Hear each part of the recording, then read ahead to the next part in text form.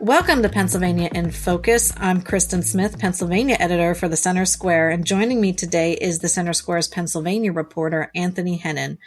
Recently, Anthony reported on one senator's hope to divest Pennsylvania funds from China. Yeah, so recently, Senator Doug Mastriano, former Republican candidate for governor, he's been circulating a legislative memo essentially to divest Pennsylvania's treasury and pension funds of any connections to the Chinese Communist Party, which basically would mean the various treasury investments, money tied up in the state employees' retirement system or the public school employees' retirement system. And Mastriano is essentially arguing that, quote, Pennsylvania has invested hundreds of millions in government funds to a regime that continues to trample on human rights.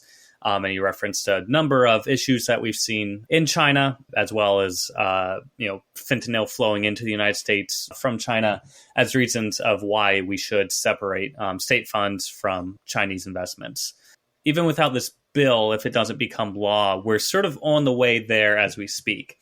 The Pennsylvania Treasury, even last year, has already started divesting investments in China. And so that one is essentially, Treasury is wrapping up all investments tied to China. It's a little trickier when we're talking about pension funds. We don't necessarily have super accurate figures at this moment, but Mastriano spokesman Josh Herman estimated that within the SERS defined benefit fund, about a little more than $900 million is connected to companies based in China, Hong Kong, or Macau, which is about just about 2.5% of the $35 billion fund. So divesting pension funds would take a little more effort here, but when we're looking at what Treasury controls, that's already been in the works, and it's reflective of a trend that's been running for the past 5 or so years, where other states are divesting from China, and we've also seen a dramatic reduction in Chinese foreign investment into the United States. It's not the first time that the Treasury has responded to global events when it comes to our investment strategy. Just within the last month or so, the Treasurer announced that we would be investing in more Israel bonds. So that department definitely has an eye towards what's going on globally as far as where Pennsylvania should be putting its money. But as you just alluded to, Pennsylvania isn't the only state that's thinking about this. Who else in the country has made the same move? Yeah, I mean, there's been several. Indiana banned any Chinese-connected pension investments with a 5-year divestment deadline, though there are some loopholes in that law, so we may not necessarily see that full impact. Arkansas has a law that requires Chinese companies to divest of any farmland that they own within state borders.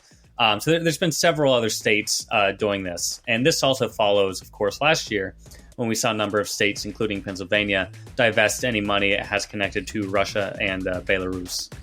Listeners can keep up with this story and more at thecentersquare.com. For Anthony Hennin, I'm Kristen Smith. Please subscribe, and thanks for listening.